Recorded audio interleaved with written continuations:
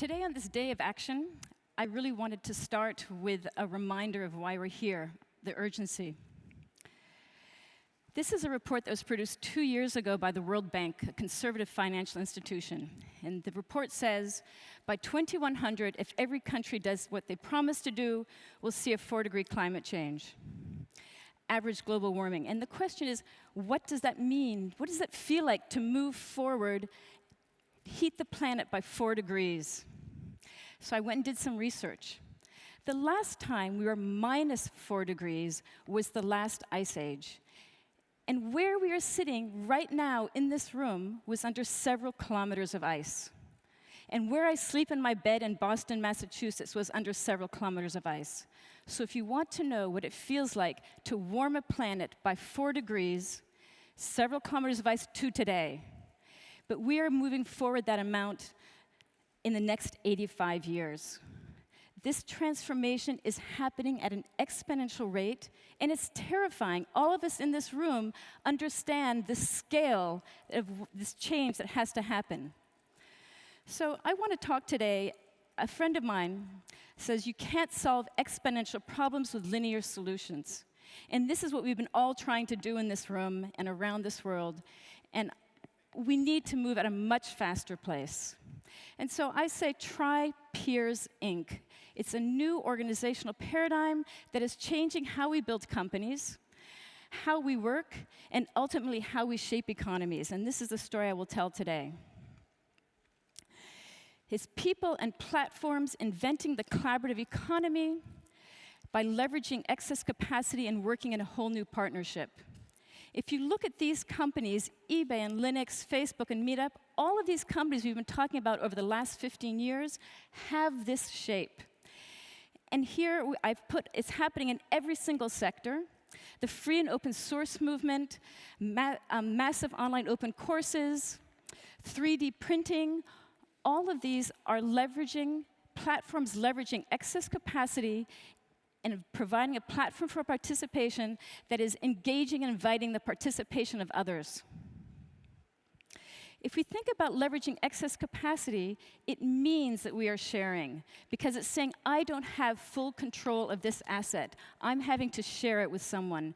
And my favorite example of excess capacity is bed sharing.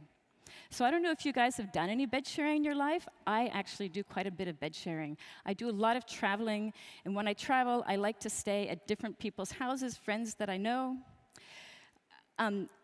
My 2 slides didn't show, and sometimes they don't have a place to stay, and so they tell the teenager, go sleep someplace else, and I have to sleep in that room. I definitely don't want to sleep in that room, which is why we invented hotels. So hotels really are effectively bed sharing. So I thought I would do some research. What is the largest bed sharing in the world? The Intercontinental Hotels Group has been around for 65 years, and they've built 650,000 rooms in 100 countries. And we can know that this was a huge amount of work, because Hilton, after 93 years, has not been able to do it. So lots of you know what I'm going to say next. Airbnb, in its 4th year, had 650,000 rooms. And this is where I say, can you believe it? The world has transformed. An entirely new paradigm is happening, that in 4 years, you can be as large as the largest hotel chain in the world. Couchsurfing, where no money changes hands, in its 9th year, had 2.5 million rooms available to stay at. So what is going on? We invented companies and governments because of their industrial strengths, because they could do things that we as individuals couldn't do. And so what are those things? If something's going to cost millions of dollars, don't ask me, Robin Chase, I don't have millions of dollars. If something's going to require many kinds of intelligence to do, I'm really smart at 2 things. If it's going to take 10 things, we have to put together a company or a bigger entity. If it's going to require standards applied, I can't force anyone to do anything. I'm too small an entity. So we have to have something bigger to make these standards. Typically, this is all bound up together in a brand promise, and these entities are global. But individuals also do things incredibly well. And those things are individualization, customization, and specialization. When we put these two together, we see they are very complementary. And now that the internet exists, we have this opportunity to have this new collaboration where each side only does what they do best. So the big delivers a platform for participation, and the peers deliver a diversity of offering. If we put this together, I see it as a very yin and yang, a very symbiotic and complementary relationship where each side has to leave enough on the table for the other side to want to participate. And it's all swimming in the sea of excess capacity. If I think about this, I'll go through these. Excess capacity, what I love about it is that it's resource and cost efficient. The cost efficiency is appealing to me as an entrepreneur. It's very low cost. And the resource efficiency as an environmentalist. I'm defining excess capacity as something that already exists. It's already been paid for, but there's more value there. My favorite example here is when you find this excess capacity, there's three things that you can do with it. One is that you can slice this excess capacity. And the company that I built, Zipcar, that rents cars by the hour, did exactly that. Instead of having to buy a whole car, we let you just buy what you wanted. Put this big asset into little slices. Or you can aggregate it, and that's what Airbnb did. It takes a million little tiny places and aggregates them onto a platform with one uniform umbrella, and the same way to communicate and pay for things. And the most intriguing way is to open up these assets and to say, here's this asset, what do you have? What would you like to do with it? Extract more value. And all of the open data is this. And I have here data.gov, and GPS is this. If I think about the Inc. side, what does that deliver? It's a platform for participation that gives the power of the large to the small. It organizes complex things and makes them very simple. And it organizes all those small parts. And it delivers scale economies and high growth. Here's a company that's in France called BlaBlaCar. It's real ride sharing. If I want to go from Paris to Berlin alone in my car with 3 empty seats, how can I sell those seats to others? And today they move 4 million people every month, which is the same as 10,000 high-speed trains or 10,000 747s, but they did not lay a track, they did not buy a rail car, they did not buy a plane. And this growth curve is very typical for these types of companies.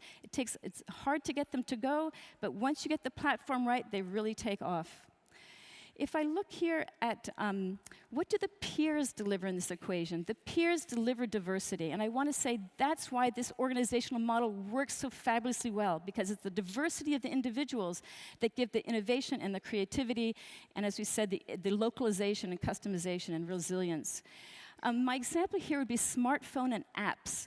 The smartphone is the platform for participation, very expensive to build, required many, many kinds of intelligence, but this explosion of apps is because of the diversity of people who are participating on it. They have to have much smaller skill sets, but they bring their whole life experience in different sectors, and that's what's delivered this. And here's the growth curve of these. In the last 6 years that smartphones have been around, we've seen over 2 million types of apps have been developed. And I have to say, if we think about in the world at large, this has to be among the most innovative and explosive times of ever. So why I'm excited about Peers, Inc. is because this organizational structure delivers what I think of as 3 miracles, and it's the miracles that we need to address climate change. So when I think about how we're going to address climate change in time, we need to have this structure. So miracle number 1, because we're leveraging excess capacity, we can defy the laws of physics. And what do I mean by that? If I had said in 2000, instead of inventing Zipcar, I want to build the largest hotel in the world, in 4 years, I want to build 650,000 rooms. Everyone would have said it is physically impossible to do. Here's what the growth curve of business as usual asset building would look like for hotels.